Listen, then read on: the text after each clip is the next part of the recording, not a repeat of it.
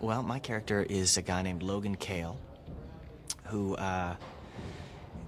who is not the simplest guy to explain, really. I mean, he lives this kind of secluded monastic life of of the underground rebel. I mean, obviously, the show takes place in the not too distant future, and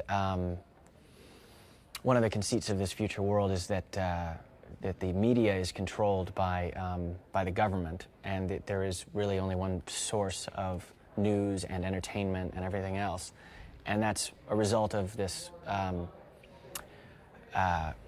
terrorist activity that had taken place that knocked out all the satellite communications, and computer data was wiped out, and so the government stepped in and imposed this kind of martial law order over everything.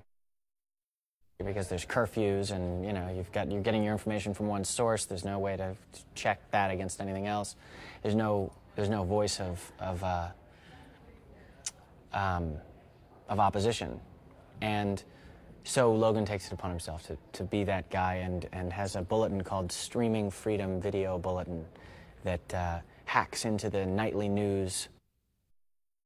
Well, Max breaks into his apartment because he's independently wealthy and has lots of nice little baubles around his place, and she had spotted it during an earlier delivery run. She's a bike messenger, and so she breaks in to steal some stuff, and he's in the middle of doing one of his rebel cable hacks, and she realizes who he is by virtue of the whole setup, and recognizes that he's the eyes only character, and he in turn comes to realize that she is this this kind of creature that's been created by the government. I think Max obviously is someone that has the same kind of dilemma where she feels like an outsider.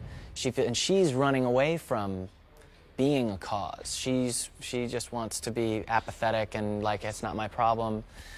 And everything is Logan's problem, and nothing is Max's problem. She has all these great skills, but she's just a thief. She uses her, to just steal and survive. And that's fascinating to me, the combination of these two characters coming together.